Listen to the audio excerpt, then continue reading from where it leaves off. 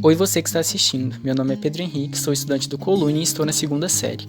O tema do vídeo é formação de imagens por espelhos esféricos e para ajudar na explicação vou usar o Algodô, que é um software de aprendizado que pode ser usado como jogo de computador, uma ferramenta de animação ou engenharia, essas coisas. Você pode encontrar ele disponível para download gratuitamente na web. Antes de falar da formação das imagens em si, vou fazer uma revisão do conteúdo rapidamente. Para termos um espelho esférico, vamos imaginar uma esfera de vidro oca, como essa que desenhei aqui. Nessa esfera, vamos fazer um corte e desse corte surge a calota. Nessa calota, podemos espelhar qualquer face. Se espelharmos a parte interna, teremos um espelho côncavo, tipo uma colher, que é caracterizado por ampliar a imagem, mas quando afastamos a imagem fica menor e invertida. Se espelharmos a parte externa, temos um espelho convexo, caracterizado por ampliar o campo de visão, porém reduzir a imagem. No dia a dia, o espelho côncavo é muito usado por dentistas e na hora de fazer maquiagem, por exemplo, enquanto o convexo é muito usado em ônibus e padarias. A primeira coisa é selecionarmos o fundo óptico e definirmos um traço plano representando o eixo principal.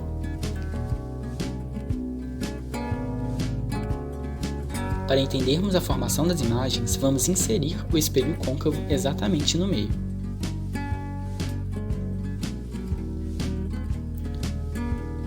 Depois, definimos o V, que é o vértice onde está o espelho, F como foco e C como centro de curvatura, o centro da esfera.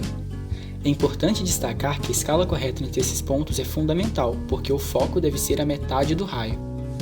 Quando colocamos um objeto próximo a um espelho, existem infinitos raios de luz, mas para estudarmos a imagem que eles geram, vamos considerar apenas 4 desses raios, chamando-os de notáveis. Usando como exemplo o espelho côncavo obtido no Algodô pela mudança do índice de refração de uma lente e a ferramenta laser desse software, podemos observar esses raios. Os primeiros exemplos são esse raio vermelho, que incide paralelo ao eixo e sai passando pelo foco, e o raio azul, que pelo princípio da reversibilidade, incide pelo foco e sai paralelo. Desses, temos o raio, que incide no vértice e sai pelo mesmo ângulo, representado pela cor laranja, e o raio verde, que incide no centro da curvatura e sai por ele mesmo. A cor desses raios, nesse caso, não tem relação com a demonstração, elas podem ser alteradas no Algodô e foram usadas para a explicação ficar mais organizada. No espelho convexo, os pontos estão atrás, por conta disso, ele é divergente e espalha luz. Assim, para demonstrá-los, basta tomarmos as mesmas referências dos raios notáveis já citados, refletindo-os. Para ficar melhor exemplificado, desenhei os raios com as mesmas cores, agora no espelho convexo. Observe que o pontilhado mostra a direção que os raios tomariam se não fossem refletidos. Recapitulando, os raios notáveis são: incide paralelo e reflete no foco, incide no foco e reflete paralelo, incide no centro e da curvatura e reflete por ele mesmo, e incide no vértice e é refletido simetricamente. Podemos caracterizar os pontos em ponto-objeto e ponto-imagem. No Algodô, temos o auxílio dos lasers e um sistema óptico. Em azul está o ponto-objeto impróprio, onde a luz chega paralela, não havendo encontro. Em laranja, o ponto-objeto virtual, onde a luz só forma um ponto de encontro a partir de um prolongamento. E em verde, o ponto-objeto real, onde há o encontro efetivo dos raios. O ponto-imagem tem o mesmo raciocínio, mas agora é referente aos pontos onde a luz sai. Agora, entrando de vez no tema principal, que é a formação de imagens em espelhos esféricos, podemos separar em espelho côncavo e espelho convexo. No espelho convexo, não importa a distância do objeto espelho, a imagem é sempre a mesma. Vamos usar 2 dos raios notáveis quaisquer para demonstrar. Vale lembrar que em todos os exemplos que vamos citar, escolhemos ao acaso, dentre os raios notáveis, ou seja, os resultados não dependem deles, mas sim, pelo menos no côncavo, da posição do objeto. Como é possível visualizar, os raios não se encontram.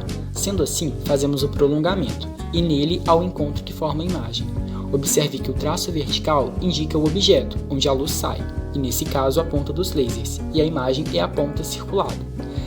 Essa é uma imagem virtual, pois encontra-se no prolongamento. Ela é direta, porque não está de ponta cabeça, e é menor do que o objeto de origem. Já no espelho côncavo, a distância em que o objeto se encontra faz toda a diferença. Por conta disso, há 5 casos diferentes, um para cada posição do objeto. Lembrar que o objeto é o local onde saem os raios, nesse caso, a ponta dos lasers. O raio vermelho, que incide paralelo e sai pelo foco, e o raio azul, que incide pelo foco e sai paralelo, juntos formam uma imagem real, porque houve encontro efetivo dos raios. Invertida, como a seta vai mostrar, e menor. Nesse caso, o objeto estava atrás do centro de curvatura.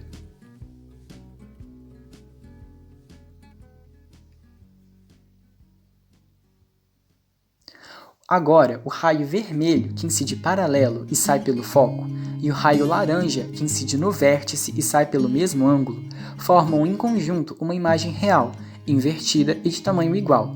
Nesse caso, o objeto estava exatamente no centro de curvatura.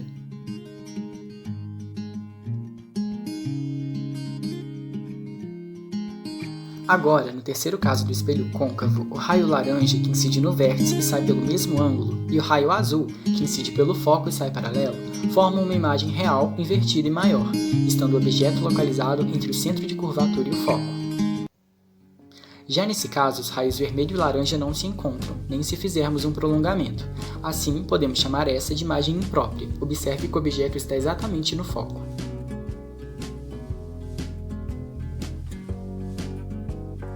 Por último, com o objeto entre o foco e o vértice, temos uma imagem virtual, já que foi obtida pelo prolongamento. Ela é direta e menor.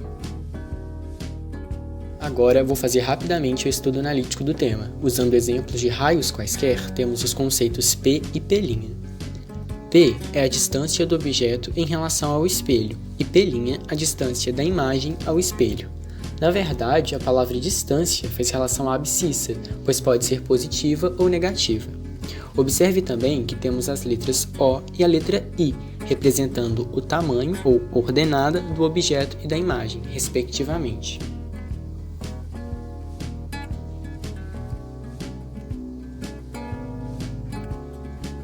Devemos ficar atentos à convenção de sinais desses elementos. O foco, que é raio sobre 2, será positivo em espelhos côncavos e negativo em espelhos convexos.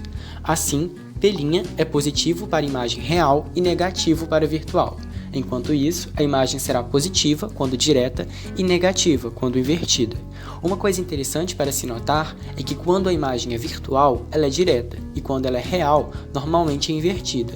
Ou seja, toda vez que P' for positivo, I é negativo, e quando I é positivo, P' é negativo. Temos também a equação de Gauss, que nos fornece a posição e a altura da imagem conjugada por uma lente esférica, atendendo por essa fórmula na imagem. Além disso, temos a equação do aumento linear transversal. Ela nos mostra quantas vezes a imagem é menor ou maior que o objeto. E esse foi o vídeo, espero que tenham gostado e aprendido sobre a formação de imagens em espelhos esféricos, e considere usar o Algodo em sua aula ou seu estudo.